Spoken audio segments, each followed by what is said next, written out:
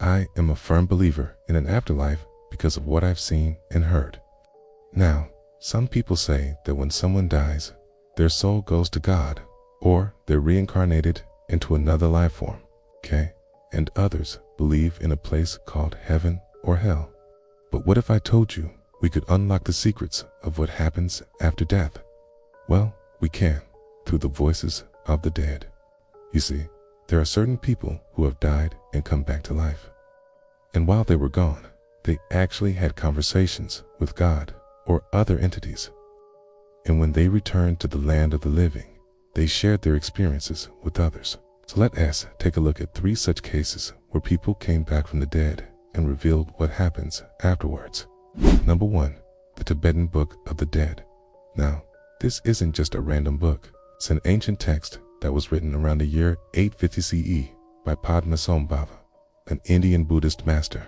It details the journey of the soul after death based on the experiences of those who have died and come back to life. According to this book, when someone dies, their consciousness leaves their body and travels through a tunnel of light. Then they're greeted by a divine being who asks them to remain where they are until it is time for them to be reborn. It also mentions that the dead can choose to be reborn into different animal bodies, such as a dog, monkey, or even a human. However, the book warns that if one is reborn as an animal, they will forget their past life and have to start all over again. No, to heaven and hell. In the Christian faith, it's believed that when someone dies, their soul is judged by God, and depending on their actions in life, they're sent to either heaven or hell. However, there are accounts of people who have died and come back to life who claim to have visited both heaven and hell. In 1978, a woman named Helen Viola almost died of a heart attack, okay? And when she was revived, she shared her experience of going to heaven, okay? She described it as a peaceful and loving place filled with beautiful music.